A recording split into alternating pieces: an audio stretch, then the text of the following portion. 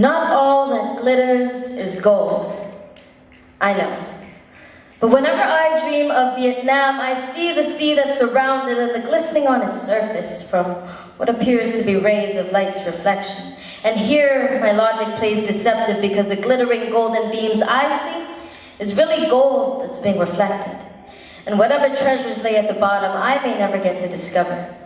But the gold I see glisten is that of the blood and bones of my sisters and brothers, those who were not so much blessed with the same fortunes met by my mother and father, whom had gotten up and left in the same haphazard manner, fleeing for freedom by leaving the motherland in attempts to escape the aftermath of the war, which, contrary to ignorant beliefs, was not us against the Americans.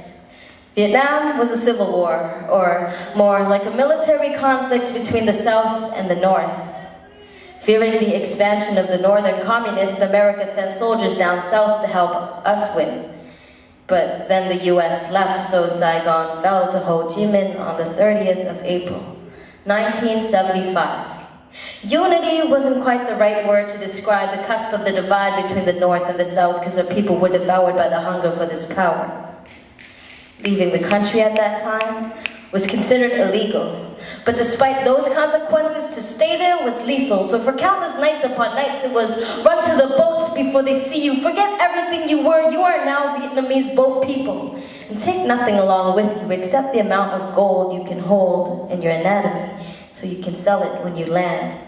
But don't fret or fear if you end up empty-handed. Just appreciate getting past the oceans, because that alone was not a fate that a lot of us had the privilege of holding. The feeble little fishing boats we were armed with often faced hardships. Whether we were fighting off disease, or pirates, or being blown to bits by harsh winds, our headspaces hoodwinked by our hunger and exhaustion. We know blood's thicker than water, but there's not much difference when you're starving. And making it to land was still not yet victory. Some places we'd landed would pack us back into our boats like sardines and force us back out to sea. So many times we had to break our boats upon arrival because we could no longer afford to sink and had no energy left to swim. With an escape plan so shady, we knew our chances of survival would be slim. But still, we had that get free or die trying mentality, so we had to get free.